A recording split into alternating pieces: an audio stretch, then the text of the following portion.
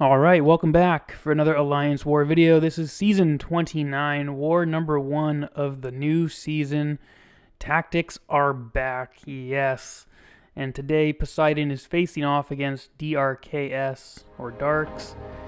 And Repost is the brand new season. We have defensive tactics back, we have attack tactics, or at least one, I think.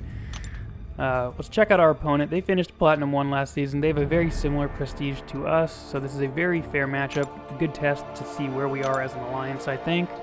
So I'm excited to get into it, and I actually was very excited to have the season back. I ended last season a little down on Alliance War, but I'm excited to get back into it. So let's check out the attack team. Moleman, Human Torch, Warlock, a very similar attack team to last season. I used all three of these guys a lot, so very comfortable with all three of them. The attack tactic here is slow your roll.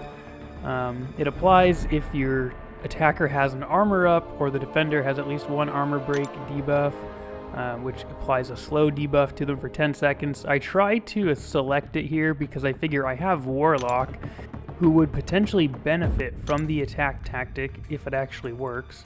But he is not a hashtag slow your roll Alliance War champion, even though he has the armor up buff, so I'm not sure if we will ever have someone who benefits this season from slow your roll. I'm not sure it's even necessary, or maybe it doesn't even work, you know. Knowing Kabam, I have no clue, but either way, let's check out who we're taking on today. We're taking Path 4 in Section 1 with the Wasp and the Void up first. Pretty common placement for them. Those are both Moleman fights. And then we're going to move into Section 2 and move over to Path 6. So we're taking on the Iron Man Infinity War with Human Torch and Storm Pyramid X with Warlock.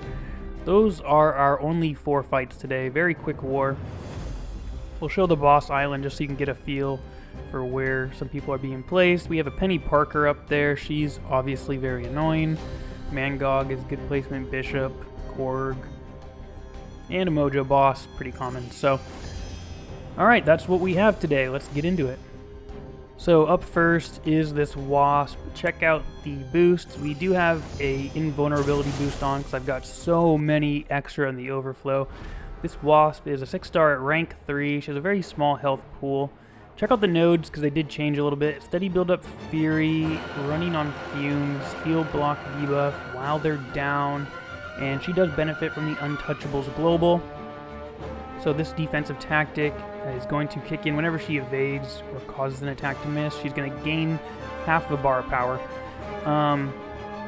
which is fine. I'm not worried about this fight. Nothing about this fight makes me worry because Moleman has this awesome true accuracy passive buff on him that pretty much shuts down any evade chance, so that should not come into play.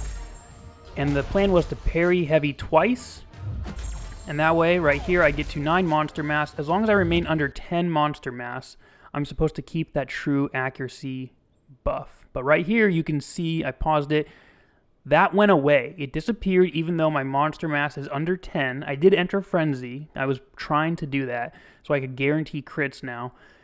And even when you're in the Frenzy mode, you're supposed to still have that true accuracy buff as long as you're under 10 charges. I don't know why I don't have it here. I didn't notice it right away. I figured I had it and she wouldn't evade. Unfortunately, she did evade right there, so she gains half a bar of power. And I don't have the true accuracy buff, so I can't hit into her now unless she's stunned. Otherwise, she'll have a good chance to evade. So the plan kind of went to crap. Moleman got fixed in the off-season, I guess, where he's functioning now as he's supposed to, where the true accuracy goes away if you're above 10 monster mass or frenzy charges. He wasn't working the way he was before. He's still very OP, but that broken mechanic made him so good. But we get her down 14 hits. We get the full attack bonus. A little concerning as to why I lost that true accuracy buff. That was a little odd. Fortunately, the invulnerability boost saved me from taking any damage, and we roll into our second fight with our full bar of health and the invul boost still active. So this Void is Steady Build Up Fury, Long Distance Relationship, Heal Block Debuff, and Insult to Injury node. He's a 6-star, rank 3. I rushed into the fight before my invul boost expired, obviously. And this fight doesn't go according to plan either.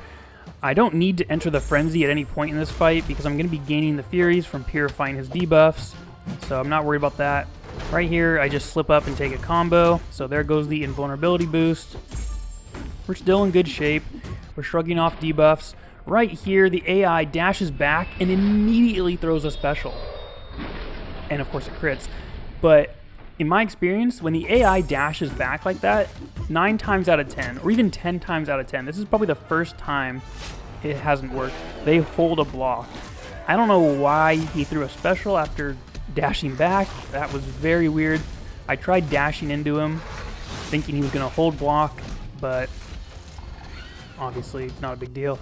I take some hits in that fight. Not a very good fight, but that's the last fight we needed Moleman for, so not a big deal. Full attack bonus achieved, and not a good way to start the season. Those first 2 fights, neither one of them went as I thought they would, so a little disconcerting right off the bat. But ironically, the fight I was most concerned about, which is this Iron Man Infinity War, is probably the best fight I have of this war. It actually goes perfectly. We're going to use Human Torch here. We're going to flame on. We don't need this anywhere else. We're going to back out, go in just to make sure it's stuck. And this is the Rage node. This node didn't change at all in the off-season, I don't believe. It's the same thing, and yeah, Enhanced Fury. So basically just don't crit and don't heavy attack, don't throw specials. He's awakened, so he's going to start auto-blocking under 15% health and gaining power. But he's only a rank 2. And the goal here is to basically never hit him when he's inside that 15% mark. I'm just going to hope that the Nova Flames and Power Stings do enough to kill him once he gets to that point. And obviously I don't think I'm going to crit. Human Torch hits like a paper towel. I'm sorry, I'm not going to trigger Rage. I am going to crit, but even when Human Torch crits, he does so little damage, it's really not a big deal. I'm never going to hit that Rage cap. If I throw the Special 2, I may, but I'm not going to throw the Special 2, obviously. We don't have to worry about our temperature or our smolders because the Nova Flames are just doing mad work on their own. There's the Power Stings. We're just going to block the special. This is the only fight we need Torch for. It doesn't matter how much health we come out of this with. And so far, things are going really well. I'm trying to bait a special here. There's the Power Sting damage. Block the special. And yeah, I mean, this fight's going super well. 45 seconds in, he's down to 27% health. Here comes the 15% mark, so I want to make sure not to hit him now. There's the auto block. He's got 5 Nova Flames on him. The Nova Flames are going to kill him. He doesn't even need to activate a special for the Power Stings to do it.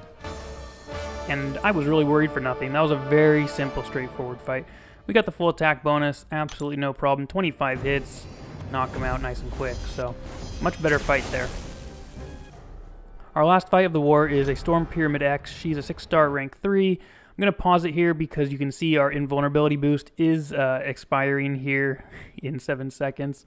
So I rush into this fight. The node is basically just the Power Focus 2 node. That's really the only thing here. She's going to be gaining a lot of power very quickly when under 2 bars of health, or 2 bars of power, excuse me. And we just want to bait special 1s all day. I did throw in a tech power boost, so my special 2 is going to be doing a lot more damage because of that boost.